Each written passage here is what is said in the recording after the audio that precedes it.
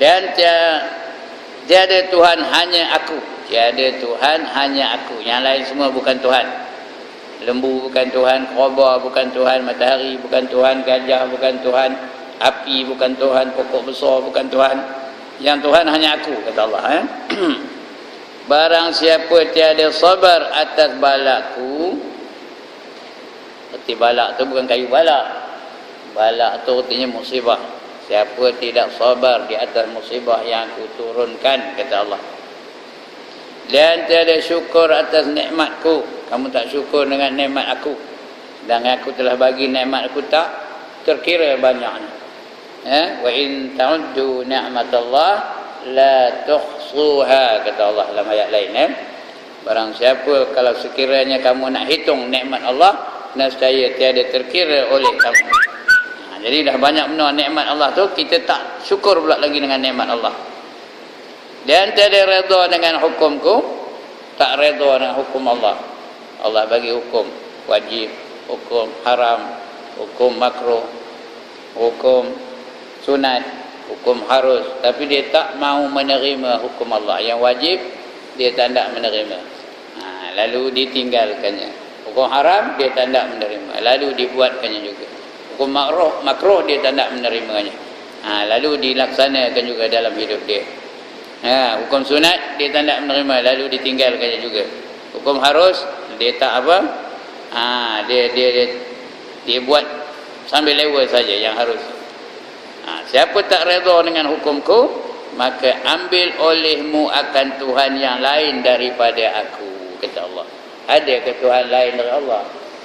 Cari Tuhan yang lain daripada aku, kata Allah. Dalam hadis yang lain ketika kamu duduklah di bumi yang lain daripada bumi aku. Ada bumi yang lain daripada bumi Allah? Di mana nak pergi? Ke Singapura, bumi mana? Bumi siapa? Bumi Allah juga. Ke China, bumi siapa? Bumi Allah juga. Jadi mahu tak mahu kenalah redha dengan ketentuan Allah Ta'ala.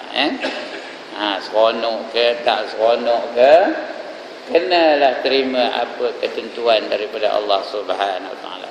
Allah dah jadikan saya ni saya, terima ajalah. Kalau ikut nafsu memanglah saya bukan seronok benar jadi kita ni lah. Kalau dapat biarlah pendapatan kita tu 15 juta sehari ke. Tapi tak ada, redha ajalah. Ini pun alhamdulillah lah juga. Ada ke orang yang tak makan 3-4 hari ada? Ada. Redha lah ketentuan Allah Ta'ala. Syukurlah tu kita. Kemudian lagi kata Maimun bin Mihran, itu seorang sahabat dia, Maimun bin Maimun ni bukan orang lelaki tau, bukan orang perempuan ni, orang lelaki. Maimun bin Mihran. Kata Maimun bin Mihran, man lam yarda bi qada'i falaysa li haqqihi dawaun. Artinya barang siapa tiada redha dengan qada Allah Ta'ala, maka tiada ada bagi jahilnya. Tiada bagi jahilnya itu ubat. Ubat jahil itu tak ada lagi. Kalau dia tak redha dengan qada Allah, maknanya dia itu sejahil-jahil manusia. Tak ada ubatnya. Carilah ubatnya. Pergilah klinik mana-mana pun. Minta ubat jahil tu tak ada. Jadi ubatnya hanya redha dengan ketentuan Allah Ta'ala. Dan kata Abu Darda, zarwatul imani sabru lil hukmi war ridha bil qadri. Artinya bermula iman yang tinggi itu sabar bagi hukum Allah Ta'ala dan redha dengan qadanya. Itu kata dia Abu Darda pula, perawi hadis yang terkenal yang bernama Abu Darda namanya. Apa kata dia? Iman yang tinggi ialah sabar bagi hukum Allah Ta'ala. Sabar. Kita ni, aku boleh sabar ke? Ya pun. Sabar aku ke? Belum tahu. Kerana sabar tu ada 3. Pertama, sabar pada mengerjakan yang wajib. Kedua, sabar pada meninggalkan yang haram. Ketiga, sabar apabila ditimpa musibah oleh Allah Subhanahu wa taala. Baru namanya sabar. Kalau dia sabar, apa Allah janji bagi orang yang sabar? Innama yuwaffas sabirun ajrahum bighairi hisab. Kata Allah, ya. Sesungguhnya pahala bagi orang-orang yang sabar itu tidak dapat dinilai, tidak dapat dihisab berapa pahalanya, tak dapat dikira berapa pahalanya, banyak benar. Sebab itu di antara orang yang dapat masuk syurga tanpa hisab ialah orang yang sabar. Orang yang sabar masuk syurga tak ada hisab. Ya, 7 golongan. Yang di antaranya orang sabar itu. Baik. Yang tinggi sabarnya kata Abu Darda tadi, ya. Dan kata Abdul Aziz bin Abi Daud, laisa sya'nu fi akli khair khubz sya'iri wal halli wala fi lubs sufi wasy'ari walakinna sya'ni fi ridha 'anillahi 'azza wa jalla. Artinya bukan darjat orang yang sufi yang tinggi itu. Orang yang sufi, orang yang mengamalkan ilmu tasawuf, yang tinggi darjatnya, tertentu di dalam makan rezeki tepung syair. Rezeki syair itu antara tepung yang paling rendah mutunya lah, dia panggil tepung syair. Dan cuka. Dan tiada tertentu di dalam memakai kain sauf. Kain sauf tu kain apa namanya? Kain bulu yang apa namanya? Dan kain bulu tu kain daripada bulu-bulu binatang yang kasar-kasar. Dari itu bukan tentu orang tu tinggi martabatnya dah. Bukan makna dia tu ahli sufi yang tinggi martabatnya, belum tentu lagi, bukan itu tandanya. Tetapi adalah martabat orang yang sufi yang tinggi itu di dalam redha daripada Allah Ta'ala. Jadi yang sebenarnya bukan pakaian itu ukurannya, bukan makanannya ukurannya, bukan ibadatnya ukurannya ialah redha atau tak redha dengan ketentuan Allah Ta'ala. Dia redha dengan kemiskinan, lebih-lebih lagi kalau dia kaya, dia redha dengan keadaan hidupnya, lebih-lebih lagi kalau senang hidupnya, dia redha je ketentuan Allah Ta'ala. Itulah dia yang tinggi martabatnya di sisi Allah Ta'ala. Dan kata Sayyidina Umar radhiyallahu anhu pula, ma ubali ala ayyi halatin asbahtu wa amsaitu min shiddatin aw rahai. Artinya tiada aku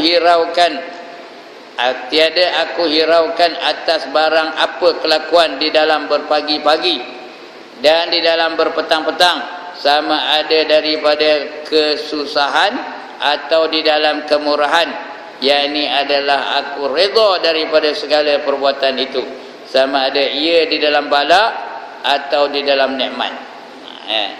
Itu Sayyidina Umar pula. Aku tak ada risau kalau aku susah ke pagi-pagi, nak makan teruk ke, kena penyakit ke, atau aku senang ke pagi-pagi, gembira ke, seronok ke, aku tak ada risau.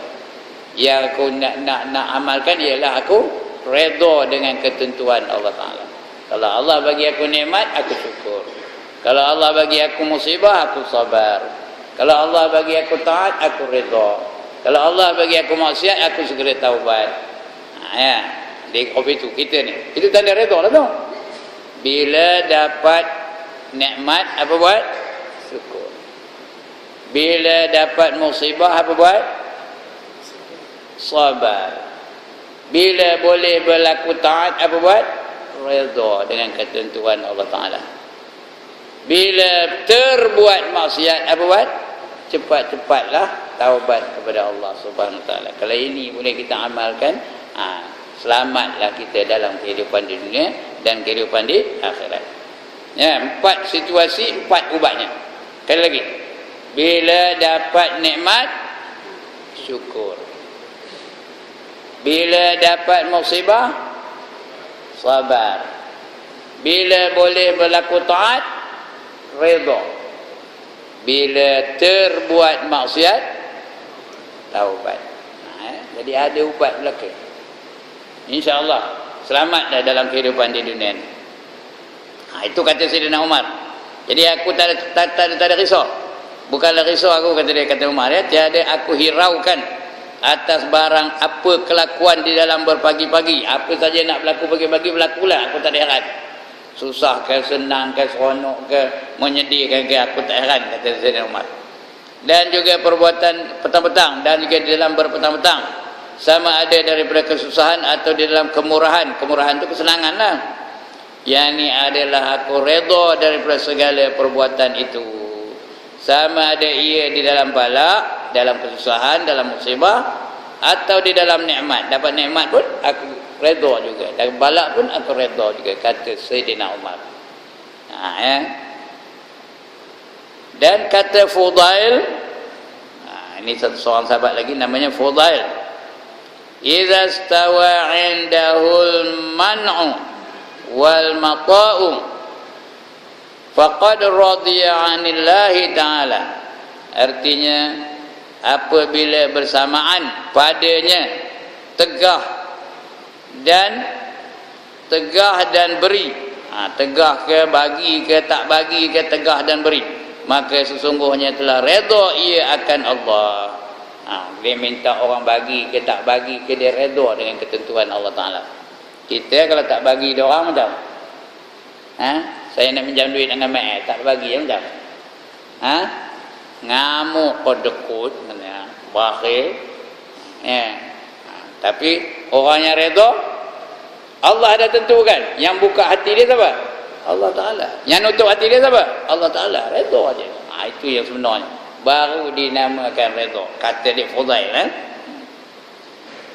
Sesungguhnya telah redha ia akan Allah apabila bersamaan, bersamaan, dia sama aja hatinya. Orang bagi ke, orang tak bagi ke, orang laksanakan ke, orang tak laksanakan, orang terima ke atau orang tolak permohonan dia, sama aja, kerana dia dia berpegang kepada ketentuan Allah Ta'ala.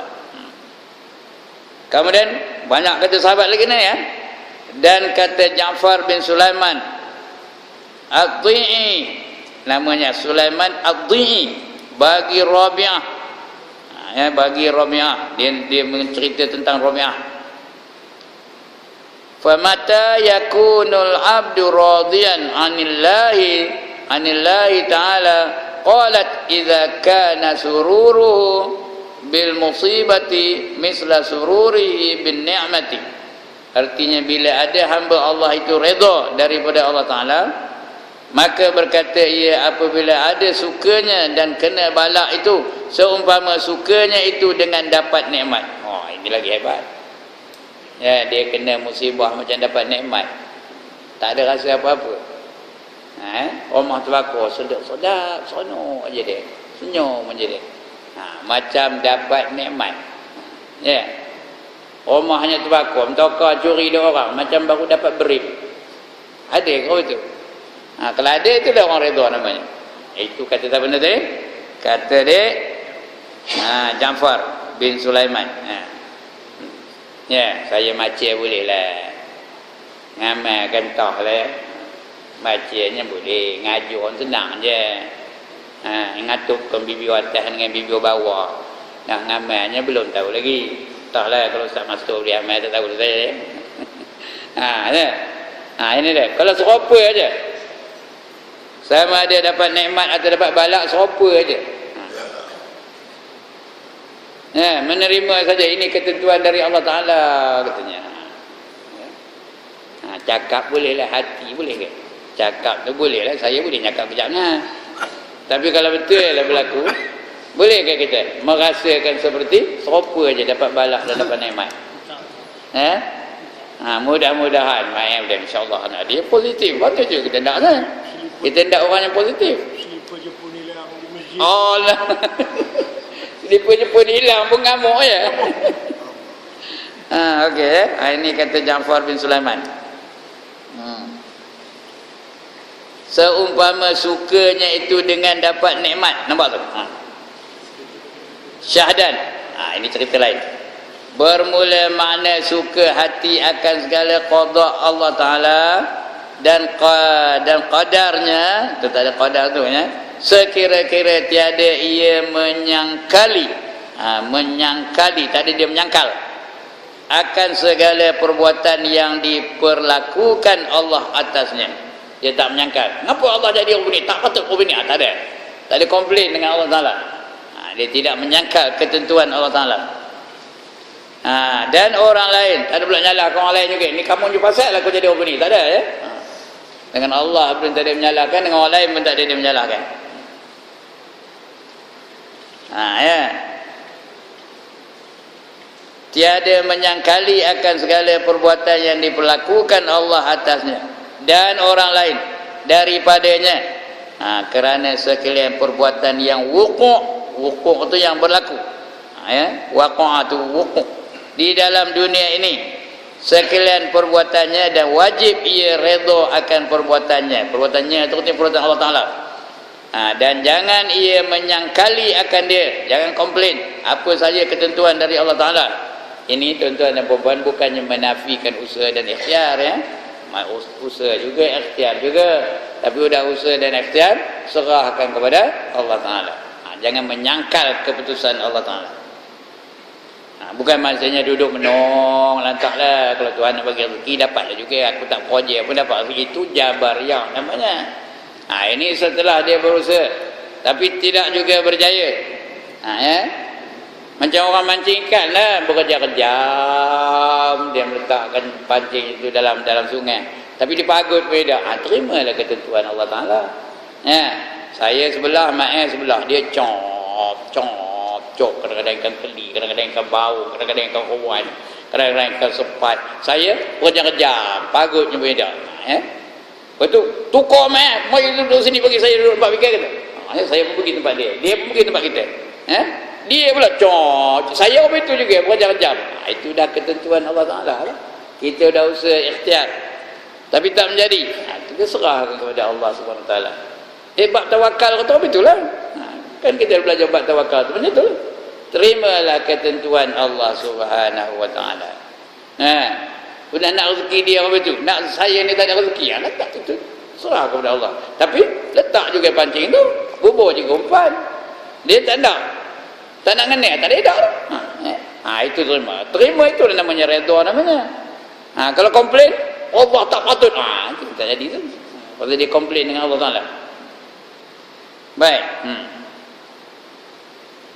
Dan jangan ia menyangkal akan dia seperti kata Syekh Abu Ali Ad-Daqaq rahimahullah ta'ala, laisa ridha annahu yukhissu bil bala'i, annama ridha annahu la ya'taridu 'alal hukmi wal qada'i.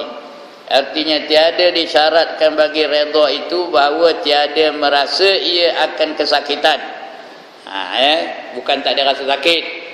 Kalau mati orang yang kita sayangi, nak menangis juga, bukan mana tak redha. Bukan suruh gelak pula. Mati orang yang kita dikasih, pergi gelak ke kak. Oh mati ya, gitu kan. Tak ada suruh itu pun. Kata dia siapa ni tadi? Kata dia Abu Ali Al-Daqaq ya. Tidak disyaratkan akan redha itu bahawa tiada merasa ia akan kesakitan. Malahan Nabi pun keluar air matanya bila mati anaknya. Anak dia dengan Mariyatul Qibti. Siapa tahu namanya? Kuis perdana malam ni. Anak Nabi Muhammad dengan Mariyatul Qibti mati, meleleh air matanya. Anak tu nama apa? Mati kecil. Siapa namanya? Ya Allah, duduk depan dia tak tahu dia siapa namanya. Siapa namanya? Ibrahim. Ya Allah. Nama anak Nabi itu tahu. Meleleh air matanya. Ada seorang pengasuhnya tu meraung-raung, marah Nabi. Mengapa kamu meraung-raung macam apa? Macam kaldai.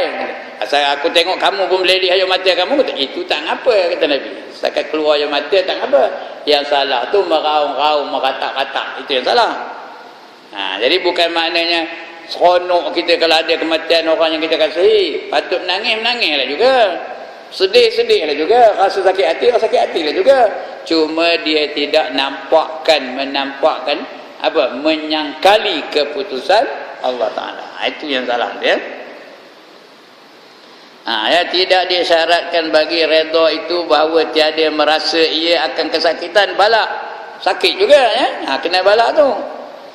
Hanya senya redha itu tiada menyangkali atas hukum Allah. Dia tidak menyangkalkan Allah Ta'ala, tak protes dengan Allah Ta'ala. Ya, hukum Allah dan qadanya. Kemudian kata Imam Ghazali pula, kata Imam Ghazali rahimahullah ta'ala, wa ruwiya anna Allah ta'ala auha ila Dawud alaihi salam, ya Dawud innaka yuridu wa ana uridu wa innama yakunu ma uridu fa in sallamta lima uridu kafaituka ma turidu wa illam tusallim lima atabtuka fima turidu thumma la yakunu illa ma uridu.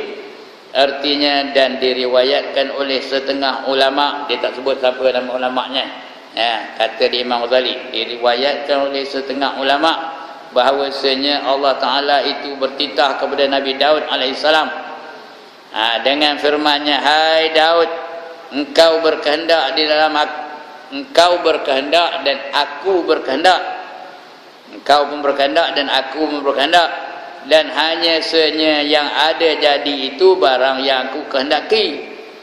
Betul, Allah tu sifatnya apa? Iradah, sifat Allah tu ya. Dia boleh melakukan apa saja yang dikehendaki oleh Allah Ta'ala. Fa'alul lima yurid, kata Allah ya. Iradah Allah tu selari dengan kudrah Allah Ta'ala. Apa saja yang Allah hendak, semua Allah boleh laksanakan ya. Innama amruhu idza arada syai'an an yaqula lahu kun fayakun. Apabila Allah menghendaki sesuatu perkara itu, Allah hanya akan berkata kun, maka jadilah perkara yang dikehendaki oleh Allah Ta'ala.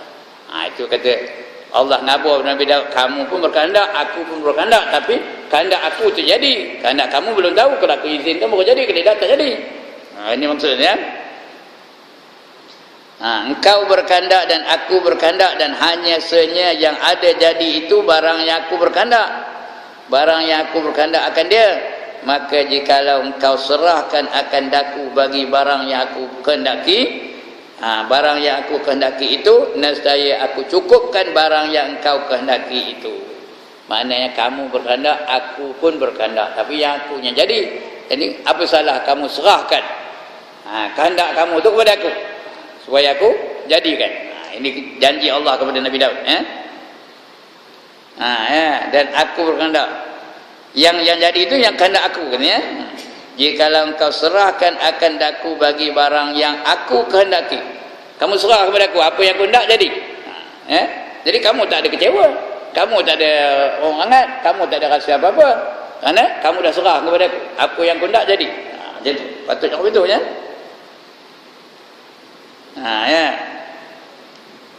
Jikalau engkau serahkan akan daku bagi barang yang kau kehendaki itu, nescaya aku cukupkan barang yang kau kehendaki itu. Kamu serah kepada aku cukupkan kepada kamu. Dan jikalau tiada engkau serahkan akan daku bagi barang yang aku kehendaki, bukan kau kehendaki ya, aku kehendaki, mana yang aku hendak aku laksanakan, nescaya aku menyusahkan dalam barang yang kau kehendaki. Maknanya apa yang Allah hendak tu tak selari dengan apa yang Nabi Daud hendak. Bila tak selari, ada tak rasa tak seronok? Ada tak rasa kecewa? Kerana Allah tak laksanakan apa yang Nabi Daud nak. Tapi kalau diserahkan kepada Allah, terpulang kepada kamu, ya Allah, apa yang kamu lakukan, aku terima lagi. Kan senang hati Nabi Daud. Begitulah maksudnya. Nescaya aku cukupkan barang yang kau kehendaki itu, dan jikalau tiada engkau serahkan akan daku bagi barang yang aku kehendaki itu, nescaya aku susahkan di dalam barang yang kau kehendaki itu. Kerana kamu hendak tu benda lain, aku bagi yang lain. Dan adalah murad dengan taslim, dikehendaki dengan kata taslim itu, di dalam hadis ini menyerahkan sekalian perbuatan kepada Allah Ta'ala. Itu namanya redha, menyerahkan segala-galanya kepada Allah Ta'ala. Dan murad dengan menyerahkan itu redha akan Allah Ta'ala. Redha dengan ketentuan Allah Ta'ala di dalam sekalian perbuatannya, sekira-kira tiada menyangkali di dalam hatinya akan sekalian yang diperbuat oleh Allah Ta'ala itu, sama ada bala atau nikmat. Apa yang Allah nak buat terserah kepada Allah, bala ke nikmat ke. Itu yang saya kata tadi, bila dapat bala apa buat? Sabar. Bila dapat nikmat apa buat? Syukur. Bermakna kita menerima ajalah apa yang ditentukan oleh Allah Ta'ala. Sama ada ia bala atau nikmat dan kebajikan atau kejahatan. Cuma kita tidak disuruh redha dengan kejahatan. Tak disuruh betul. Sebab itu ada suruhan, ada larangan. Maka sekalian itu jadi daripada perbuatan Allah Ta'ala. Seperti sabda Nabi dalam setengah hadis, wal qadri khairihi wa syarrihi minallahi Ta'ala. Wal qadri, qadar, ketentuan, ya, khairihi yang baik, wa syarrihi dan yang jahat daripada Allah Ta'ala. Semua Allah menentukannya. Cuma kita tidak boleh menyalahkan Allah kalau kita melakukan kejahatan. Tak boleh. Itu adab kita dengan Allah. Tak boleh. Yang baik semuanya kita serahkan ataupun kita bangsa kepada Allah. Yang jahat, yang tak betul, yang tak sempurna, kita bangsakan kepada diri kita sendiri. Itu adab kita dengan Allah. Kita nak beradab dengan Allah. Kalau dah dari segi hakikatnya orang yang tak semayang tu hakikatnya apa? Allah dah tentukan dia tak semayang. Jadi boleh ke dia menyalahkan Allah dia tak semayang? Kenapa kamu tak semayang? Ada takdir kata. Boleh ke? Tak boleh, ya. Kerana seolah-olah menyalahkan Allah di atas perbuatan dia yang tak semayang tu. Maknanya Allah dah tentukan aku tak semayang, tak semayang. Kenapa kamu mencuri? Apa jangan? Allah dah suruh mencuri, curilah kata. Allah dah tentukan aku mencuri, curilah. Sudah dua dosa. Yang pertama dosa mencuri, yang kedua dosa menyalahkan Allah kerana dia pencuri tadi. Ada dua dosa. Itu yang selalu penceramah bercakap tu, yang baik, yang bermanfaat, yang bagus dari Allah Ta'ala. Yang kurang baik, yang yang tak sempurna, yang jahil, itu dari kelemahan diri saya sendiri. Itu adab kita dengan Allah Ta'ala. Kita tak boleh menyalahkan Allah di atas maksiat yang kita lakukan. Ada benda yang boleh kita cakap, ada benda yang tak boleh kita cakap. Macam kita jumpa dengan bapa mak kita ngabur bapa mak kita. Bapa kita tengah menong je di anjung tu. Kita pun ngabur. Ayah, pasal apa saya ada dalam dunia ni? Apa ya? Tak lain ayah dengan mak tu anu. Macam kalau kita anak kita cakap begitu macam panglah penampar sekali korang hajar, padahal hakikatnya benar dah cakap dia tu. Betul tak? Kalau kita tidak anu mana datang anak? Betul tak? Betul. Tetapi tak boleh dicakap. Begitulah juga kita dengan Allah Ta'ala. Itu adab kita dengan Allah Ta'ala. Bukan senang ni tau. Ngajuan senang, mengamalkan yang payah ni. Semua itu daripada Allah Ta'ala. Artinya adalah qada dan qadar, sama ada ia kebajikan atau kejahatan, itu jadi perbuatan Allah Ta'ala. Kerana firman Allah Ta'ala, la yas'alullah amma yaf'alu wa hum yas'alun. Artinya tiada ditanyai barang yang diperbuat oleh Allah Ta'ala itu, tetapi perbuatan mereka itu ditanya oleh Allah Ta'ala pada hari kiamat. Tuhan tak ada ditanya. Tak ada ditanya apa yang Allah nak buat, tak ada siapa nak nanyanya. Kenapa kamu jadi orang kafir? Kenapa kamu jadi ke neraka? Kenapa kamu masuk ke orang kafir dalam neraka? Tak ada siapa nanya, itu hak Allah Ta'ala. Tapi yang ditanya siapa? Kita. Kenapa kamu tak semayang? Jawab. Kenapa kamu mencuri? Jawab. Mengapa kamu bersama dengan orang zalim? Jawab sendiri. Ya, dan sebagainya. Kita yang ditanya, Allah tak ada ditanya ya. Apa saja yang Allah buat, tak ada siapa nak nanyanya. Itulah ayat tadi ya. La yas'alullaha amma yaf'al wa hum yas'alun. Kemudian kamu juga yang ditanya. Mereka lah yang ditanya. Allah tak ada ditanya ya.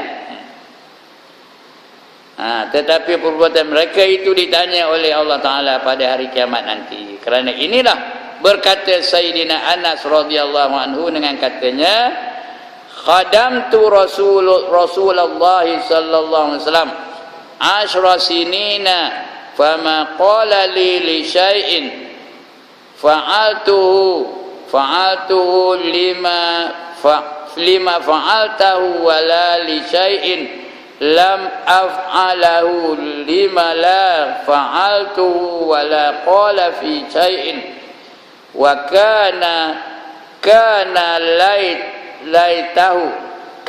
laitahu lam yakun wala fi syai'in lam yakul laitahu wa kana idza khasamani mukhasimun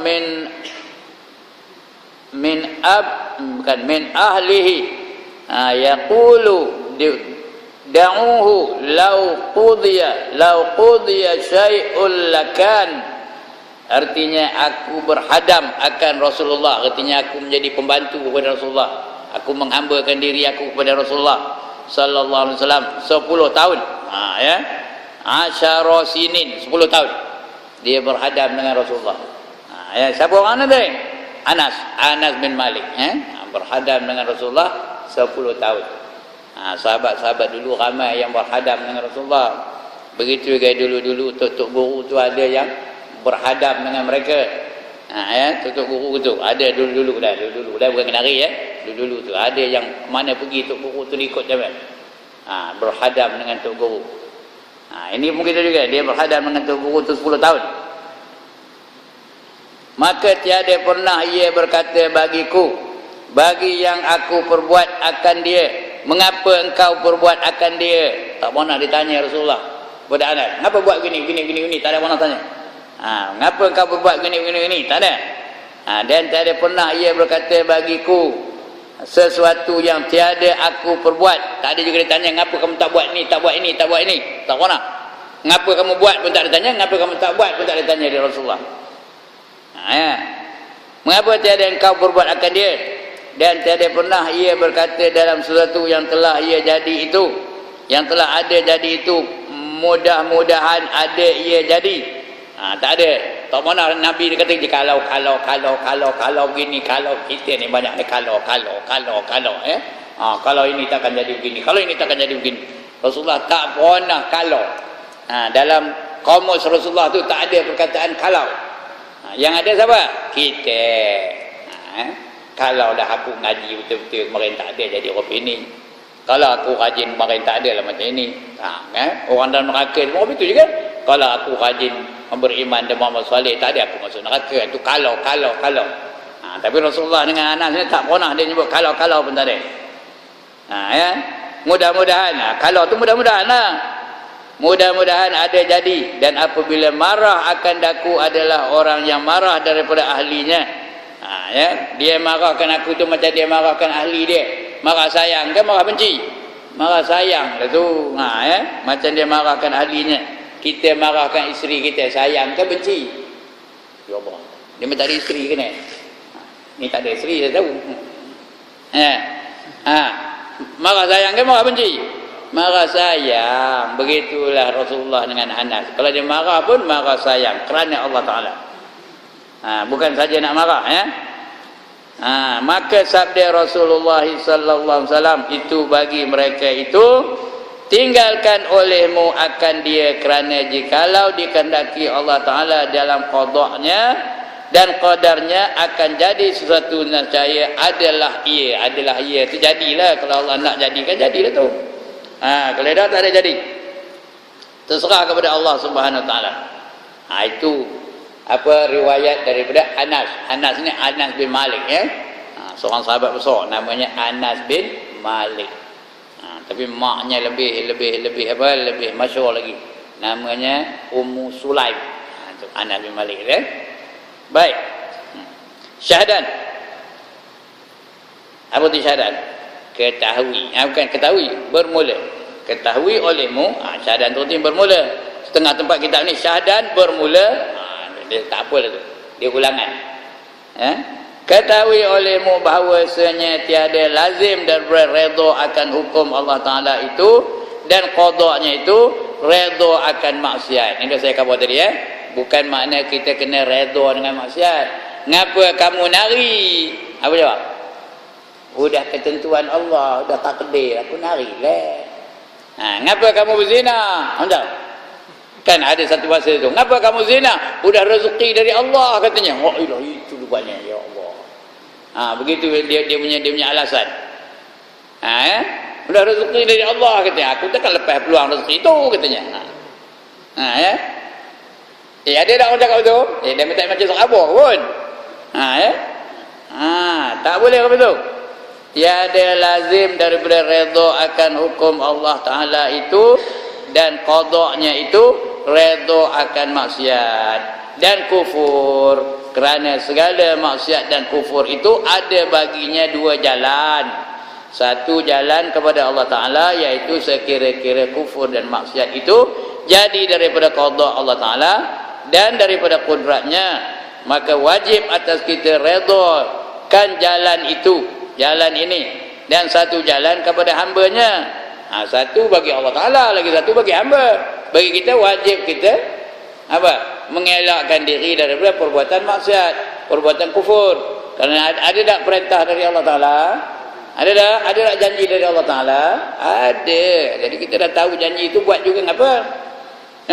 Wallazina kafaru wa kazzabu biayatina ulaika ashabun nar, lagi hum fiha khalidun. Itu janji jahat dari Allah Ta'ala, janji seksa, janji bagi orang yang kafir dan mereka-mereka yang kufur dan mendustakan ayat-ayat kami, mereka itulah yang menjadi penghuni-penghuni neraka, kekal abadi mereka di dalamnya selama-lamanya. Allah dah janji. Buat juga. Itu salah siapa? Salah Allah ke salah orang tu? Salah orang lah. Allah kata jangan kufur dan maksiat, buat juga. Yang ini dah bagi pihak kita. Tapi kalau dia jadi ahli neraka juga, memang dah takdir lah dia jadi ahli neraka. Memang takdir dia. Allah dah kabur, buat juga. Kan ada kita hari pagi Jumaat tu imam selalu baca inna hadainahu sabil, lagi imma syakiran wa imma kafur. Sesungguhnya telah ditunjukkan kepada kamu jalan, sama ada kamu nak jadi orang yang syukur atau nak jadi orang yang kufur. Pilihlah, make your choice.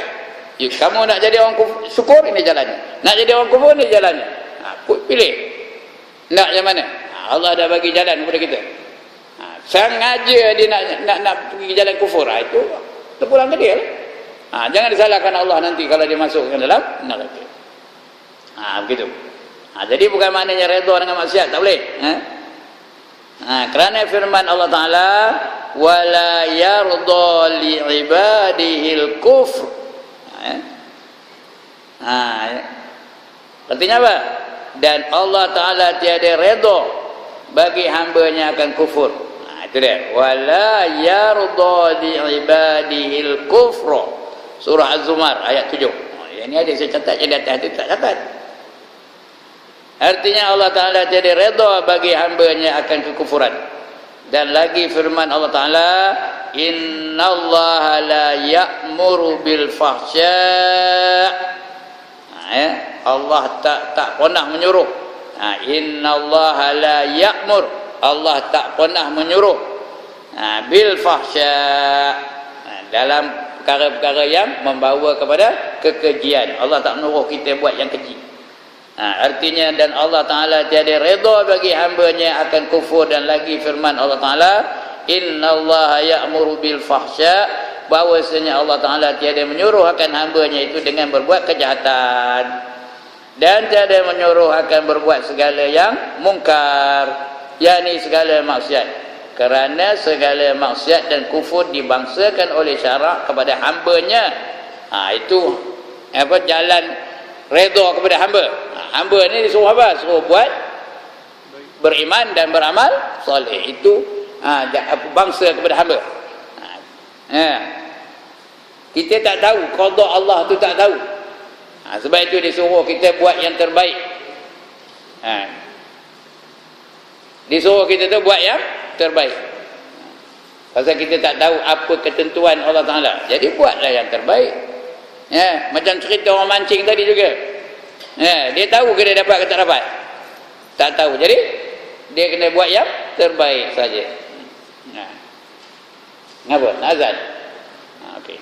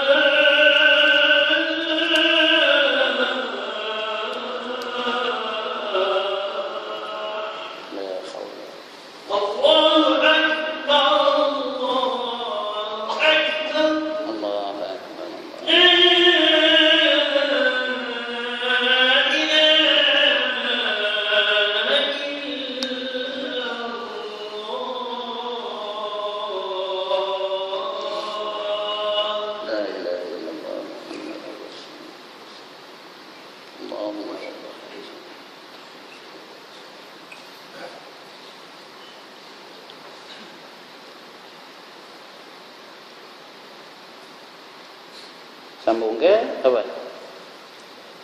Sambung ke atau berhenti sekarang ni? Boleh sambung lagi? Mana tahu ada peraturan baru pula. Bila terus semayang dia? Tak ada? Boleh sambung? Sikit lagi insyaAllah. Sikit lagi lah tuan-tuan Dah dekat habis pun sikit lagi.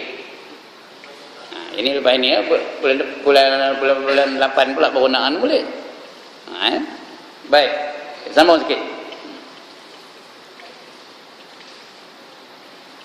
Sekira-kira adalah maksiat dan kufur itu bagi hambanya, dan adalah ia alamat orang yang dibenci akan dia oleh Allah Ta'ala. Orang yang buat kufur dan maksiat itu tanda-tanda orang itu dibenci oleh Allah Ta'ala. Dan alamat orang yang tiada redha akan dia, tiada diredha akan dia. Allah tak redha dengan dia. Diseksa di dalam api neraka Dan taat dan segala kebajikan itu alamat orang yang diredha akan dia oleh Allah Ta'ala. Dan alamat orang yang dikasihi akan dia. Dan alamat orang yang tidak dimasukkannya ke dalam syurga. Dia Allah ada janji dua-dua ni. Wallazina amanu wa amilus solihat ulaika ashabul jannah hum fiha khalidun. Yang tadi wallazina kafaru wa kazzabu bi ayatina ulaika ashabun nar hum fiha khalidun. Dua janji. Tadi janji baik orang yang beriman dan amal soleh, dijanjikan kepada mereka menjadi ahli-ahli syurga, kekal mereka di dalamnya selama-lamanya. Ini pula orang yang kufur dan mendustakan ayat kami dijanjikan pula menjadi ashabun nar, ahli-ahli neraka.